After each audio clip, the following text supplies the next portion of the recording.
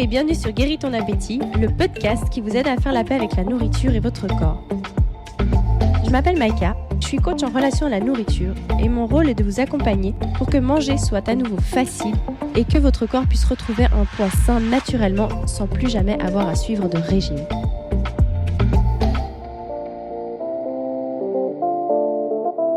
Hello et bienvenue dans ce nouveau podcast. Donc le sujet du jour, ça va être qu'est-ce qu'il faut manger ou non pour mincir. En fait, c'est vraiment une question qui revient souvent, même des personnes tout d'un coup qui me disent ouais, il faut que je vienne te voir, faut que tu me dises ce que je peux manger ou pas manger, quels aliments vont être interdits, qu'est-ce qu'il va falloir que j'arrête de manger.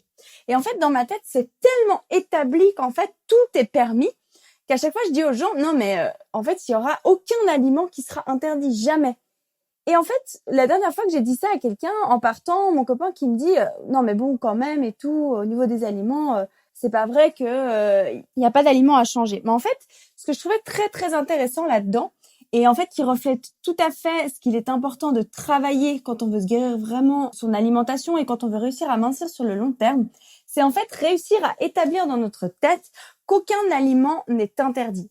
Effectivement, en fait, quand on va se mettre à l'écoute de notre corps, c'est logique. On va arrêter de manger certains aliments et c'est totalement logique. Sauf que la grande différence, c'est qu'ils vont pas être interdits pour autant.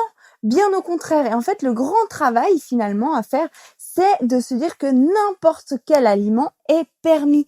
Tout est permis. Il va rien falloir, déjà il ne faut rien, il va rien falloir que je m'interdise ou que je mange pas. Et en fait, la grande subtilité, justement, pour réussir à mincir sur le long terme, stopper les régimes à répétition et tout ça, parce que bien entendu, les personnes, quand je leur dis, vous aurez le droit de tout manger, et en plus, ce qui est complètement vrai, plein de fois, elles me disent, oui, mais bon, si je continue de manger comme je mange là, le fait est que le résultat de ma façon de manger a fait que j'ai pris ce poids-là, ce qui est totalement logique et ce qui est vrai en soi.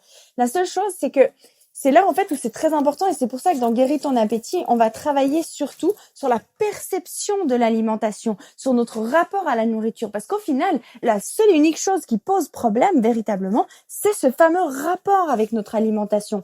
Parce qu'une fois que tout est permis, c'est vraiment facile de pouvoir choisir notre alimentation, de la changer et de la changer d'une manière qui est sur le long terme. C'est pas je commence lundi et puis je me mets dans un truc super sérieux qu'il faut que je suive à la lettre. On n'a plus besoin de peser ce qu'on mange, on n'a plus besoin d'avoir un plan établi par une nutritionniste ou quoi que ce soit parce qu'en fait, on sait simplement écouter notre corps parce qu'on sait ce qui est bon pour nous ou pas. Mais tout ça, ça s'apprend. C'est des choses qui s'apprennent et c'est pour ça en fait, comme je dis aux personnes que j'accompagne, ça demande du temps. Donc en fait, les personnes qui veulent mincir vite, perdre 10 kilos rapidement, ce sera pas auprès de moi qu'elles y arriveront. Et quoique, j'ai une des personnes que j'ai accompagnées, elle a perdu 8 kilos pendant le process, pendant les 3 mois. Mais à la base, c'est pas ça qu'on vise. Ce qu'on vise en tout premier lieu, ça va d'abord être d'apaiser la relation à la nourriture et puis d'apprendre en fait comment faire pour que tout soit permis, mais en même temps de changer. En fait, c'est comme si vous avez un curseur et gentiment, ce curseur, vous allez le changer de direction. Je sais pas si vous voyez l'image d'un bateau. Un bateau, si vous tournez la barre pour changer de direction, il tourne pas immédiatement comme par exemple une voiture le ferait. Vous tournez votre volant et le temps que le bateau prenne vraiment cette direction-là, ça prend un certain temps. Et pour l'alimentation, réellement, c'est exactement ça qui se passe. Et en plus, ce qu'il y a aussi, c'est que nous, quand on a lutté pendant des années avec les régimes, notre poids, avec ce qu'il faut manger, pas manger, qu'il y a beaucoup de croyances qui sont établies, bref, qu'il y a un rapport compliqué avec la nourriture, tant qu'on rétablit pas déjà ce rapport avec la nourriture, avec notre corps, qu'on se détend par rapport à tout ça, là ensuite on a la possibilité de commencer à modifier justement notre perception de la nourriture et du coup notre alimentation. En fait, c'est une conséquence de notre changement interne, de nos changements de perception, de notre rapport à notre corps qui va faire qu'on change notre alimentation et que le corps va commencer à lâcher les kilos. Mais ça commence par là. Si on essaye avant de changer la nourriture, de lutter contre notre corps, ça ne marche pas. Je pense que si vous écoutez ce podcast, vous l'avez déjà remarqué. Moi aussi, j'avais fait régime sur régime, je me battais. Et bien entendu qu'on se dit toujours, ouais, mais si je change pas mon alimentation et si je bouge pas plus, il n'y a aucune raison que je maigrisse. Alors déjà, de 1, vous seriez surpris de la force de l'esprit, à quel point il a de l'influence sur notre corps et à quel point, par rapport à nos croyances, ça va influencer notre poids. Et au-delà de ça aussi, l'émotionnel, de lâcher l'émotionnel, lâcher ce qui fait que notre corps maintient ses kilos supplémentaires. Mais en plus de ça, comme je vous disais, vraiment, c'est comme ce bateau où gentiment, on va redresser la barre pour que la direction commence à changer. Mais c'est pas du jour au lendemain, je vais manger que 100 grammes de ci, que 200 grammes de ça, je vais enlever tous les sucres, je vais enlever ci, je vais enlever ça. Ça ne fonctionne pas. Et c'est pour ça vraiment que je dis aux personnes qui viennent me voir, si vous voulez faire un process avec moi, c'est parce que vous êtes prête à travailler sur vous, aller en profondeur et que vous attendez pas à ce que vous perdiez 10 kilos dans les 3 mois qui suivent, parce que c'est pas comme ça que ça fonctionne. Et des fois, je me dis, après toutes ces années de lutte, après, libre à chacun, je pourrais très bien comprendre qu'une personne me dise, moi, ça m'intéresse pas, j'ai envie de maigrir vite, je comprends totalement. Et c'est pour ça, d'ailleurs, qu'il existe des super nutritionnistes, des diététiciennes et tout.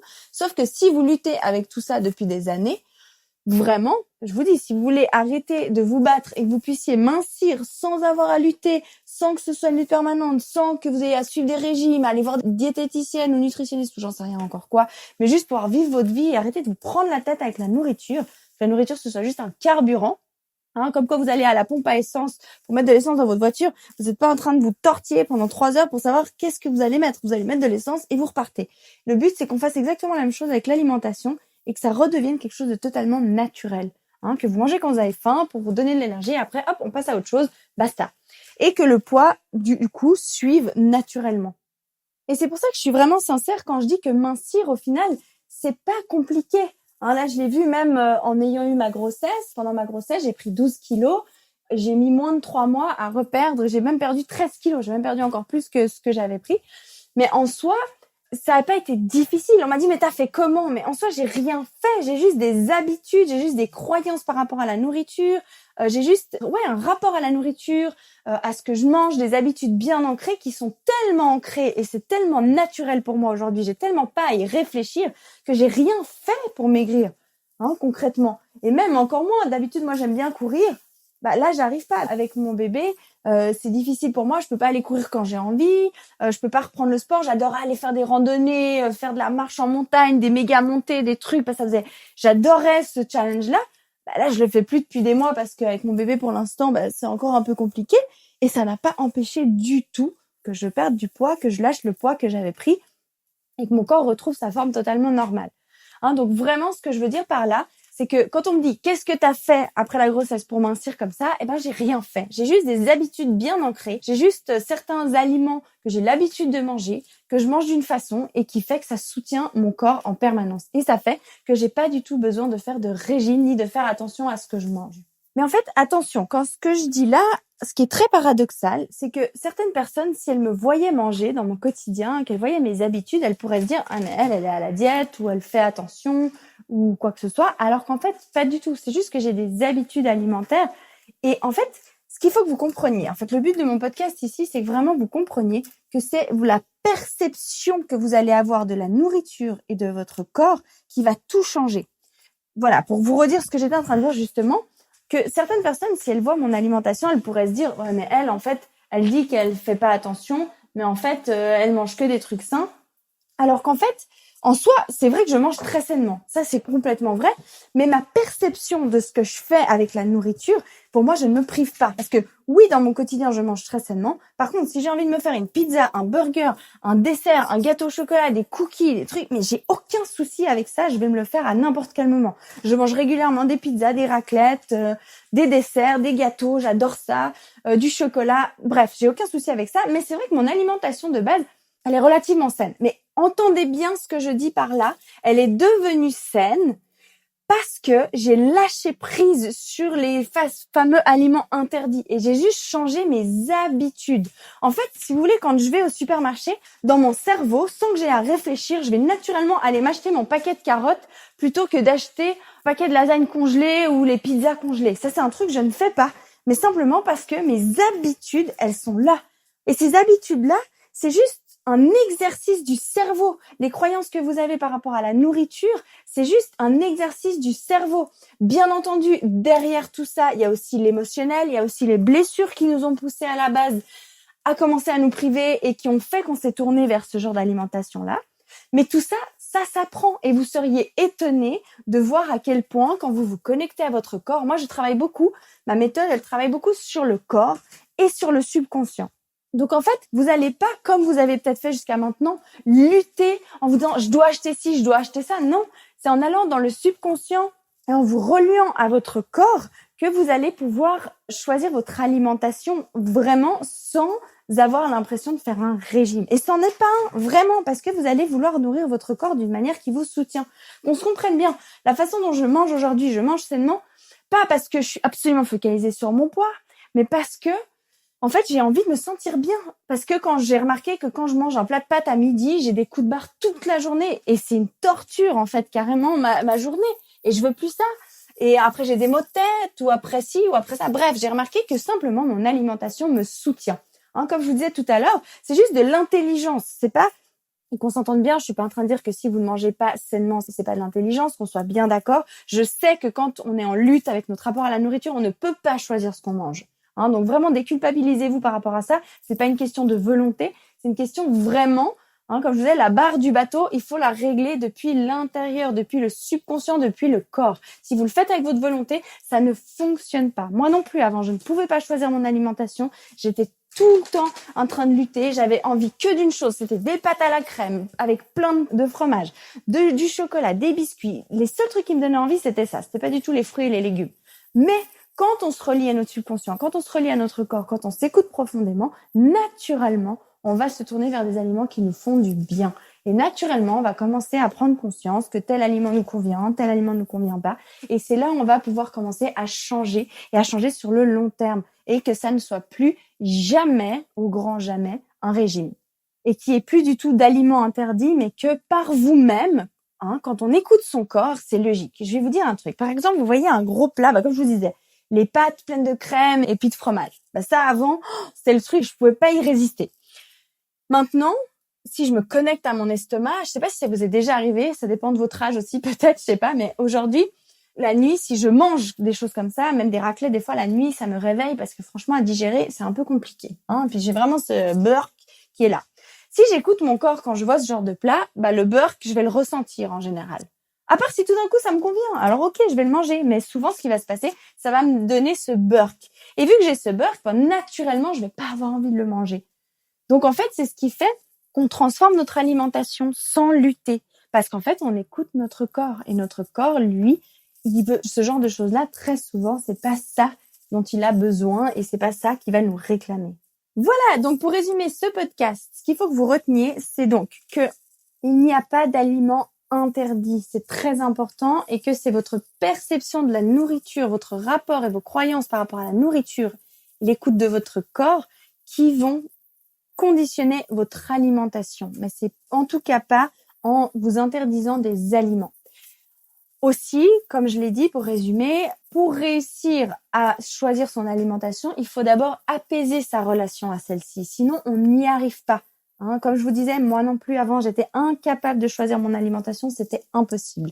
Donc d'abord, on travaille sur le fond, sur les émotions, sur le subconscient, sur le corps, pour d'abord nettoyer ce qui nous a poussé à prendre du poids comme ça, à manger de cette façon-là, à corriger notre rapport à la nourriture, à corriger nos croyances par rapport à celle-ci. Et ensuite seulement, on peut changer ses habitudes alimentaires qui, à la longue, vont devenir tellement naturelles que vous verrez que manger des légumes, des fruits, bref, des aliments qui vous soutiennent et qui sont très sains, ce sera pas du tout un régime, ce sera pas du tout une obligation, c'est juste une écoute du corps naturel et ça se fait vraiment tout seul. Je l'ai remarqué dans mes accompagnements, les personnes qui commencent à se connecter à leur corps naturellement, si elles écoutent leurs besoins, ce que le corps demande, ça va être des aliments qui sont, on va dire, bruts et sains. Encore la semaine passée, en faisant ça en groupe, une des personnes qui était dans le groupe m'a dit « Ah, j'ai mangé des saucisses de Vienne avant le cours parce que j'avais faim. » Je dis « Ok, super, t'as écouté ta faim, génial. » Mais après, je lui ai dit « Mais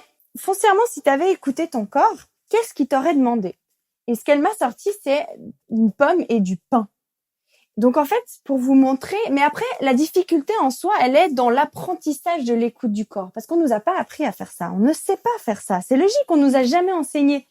Donc du coup, on me disait « Ah ouais, mais on nous a jamais appris ça. » Non, on nous l'a jamais appris. Et en fait, foncièrement, le problème, il est là.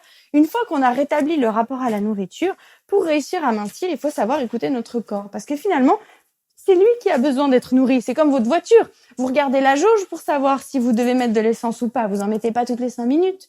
Et le corps, c'est pareil. Sauf que la jauge, il faut apprendre à la décoder sur le corps parce que c'est pas quelque chose qu'on a appris à faire. Donc aussi, ce qui est énorme dans ce processus, c'est vraiment que vous apprenez à vous faire confiance, à faire confiance à votre corps et à remarquer qu'en fait, quand vous écoutez votre corps, quand vous luttez pas, en fait, tout se fait tout seul. Il vous guide bien, vous mangez des choses qui vous font du bien, vous vous sentez bien, vous avez de l'énergie, vous êtes fier de vous, le corps il lâche les kilos. Bref, c'est un cercle vertueux, un cycle comme ça qui devient totalement naturel, qui vous redonne de l'énergie, qui vous redonne confiance en vous, qui fait que vous êtes bien avec vous-même. Et en plus, ça fait que vous êtes vraiment connecté avec vous-même. Voilà, j'espère que ce podcast vous aura plu. Si vous aussi, vous sentez que votre rapport à la nourriture est compliqué, que c'est une lutte permanente et que pour mincir, vous avez l'impression que vous êtes obligé de faire des régimes, que vous voyez que vos croyances par rapport à la nourriture vous bloquent et que vous pouvez pas choisir votre alimentation, justement, alors contactez-moi, ce sera avec grand plaisir qu'on pourra en discuter ensemble de vos besoins, de savoir si le programme Guéris ton appétit est fait pour vous ou pas. Alors, je vous souhaite de passer une merveilleuse journée et je vous dis à très vite pour le prochain podcast. Ciao, ciao!